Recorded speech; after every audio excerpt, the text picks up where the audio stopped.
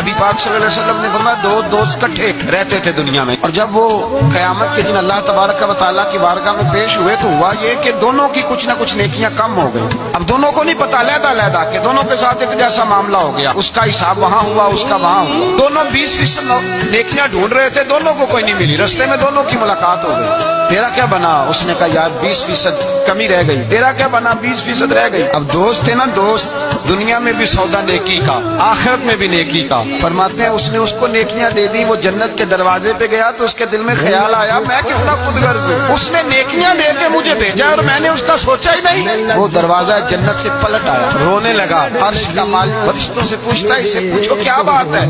اس نے کہا مولا مہربانی کر، میں دنیا میں بھی اس کے ساتھ رہوں، اگر جنت میں بھی ہمیں اکٹھا فرما دے، تیری شان رحمت میں کمی نہیں آئے گی۔ میرے مصطفیٰ کریم فرماتے ہیں اس دوست کی برکت سے اللہ دوسرے کو بھی جنت عطا فرما دے گا۔